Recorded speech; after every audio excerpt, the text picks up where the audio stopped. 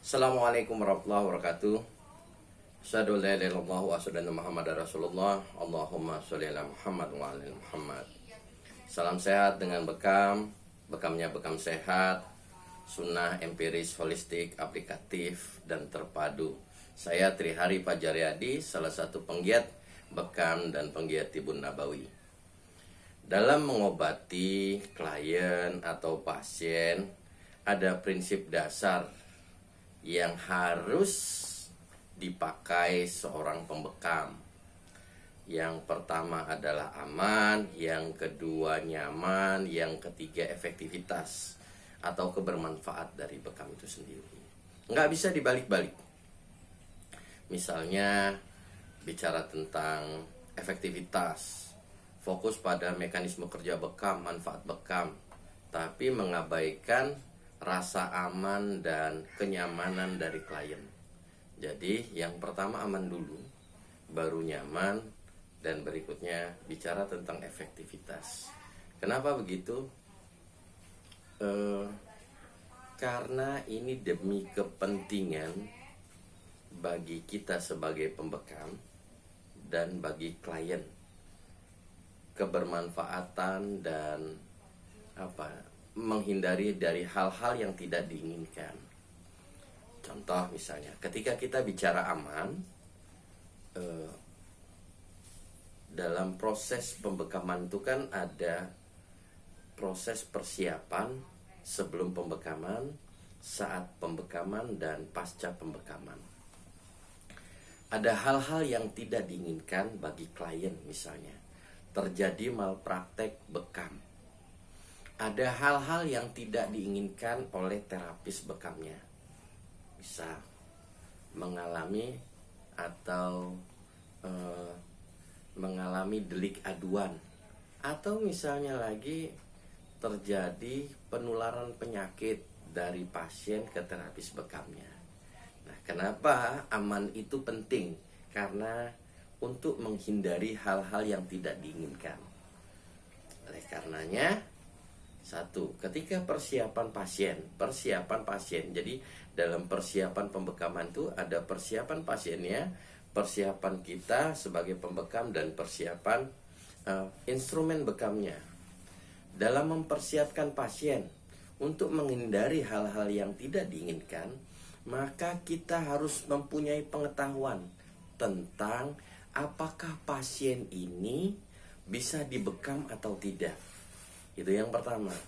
Nah, untuk mengetahui pasien ini bisa dibekam atau tidak, standar yang pertama adalah memahami, mengetahui orang ini atau pasien ini cukup daya atau cukup darahnya. Kalau dari teman-teman medis bilang vital sign-nya bagus. Itu yang pertama. Yang kedua adalah untuk memahami bagi terapis bekamnya kontraindikasi bekam. Ada beberapa penyakit yang ketika diderita oleh pasiennya tidak boleh dibekam, baik itu kontraindikasi relatif atau kontraindikasi mutlak. Jadi yang disebut kontraindikasi mutlak adalah dia nggak boleh dibekam sama sekali. Ketika dia tidak sadar, ketika dia takut, nggak boleh dibekam. Kontraindikasi relatif adalah dia boleh dibekam ketika yang bersangkutan ini memiliki penyakit, tapi terapisnya memahami, mengetahui, dan punya pengalaman. Yang pertama, misal contoh misalnya orang yang hipertensi nggak boleh dibekam. Ketika Anda pembekam punya pengetahuan tentang hipertensi, punya pengalaman nangani orang hipertensi, dan punya pendidikan, kursus, short course tentang hipertensi, semua silakan. Seperti itu. Nah, kenapa? Supaya tidak terjadi malpraktek ketika Anda melakukan bekam. Contoh, ketika hipertensi, tensinya 180, Anda bekam, tensinya tambah naik. Kita tahu kekuatan pembuluh darah kita nggak bisa ketahui, nggak ada alat untuk ngetes kekuatan pembuluh darah. Tensinya dari 180 naik jadi 230, kekuatan pembuluh darah yang cuma 210, pecah pembuluh darahnya.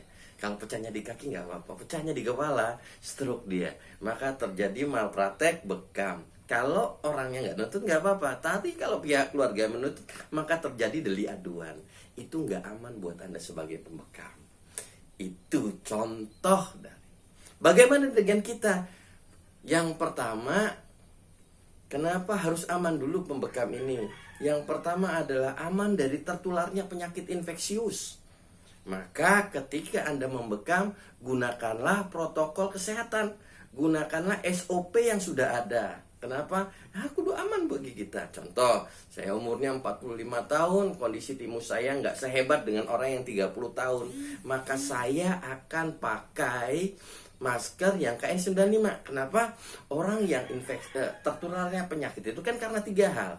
Yang pertama karena sistem imunnya lemah. Yang kedua karena itu tadi tidak pakai penghalang, tidak pakai alat pengaman diri, pakai masker yang Trifly 3 lapis itu masker bedah, sama pakai masker yang 5 lapis KN95.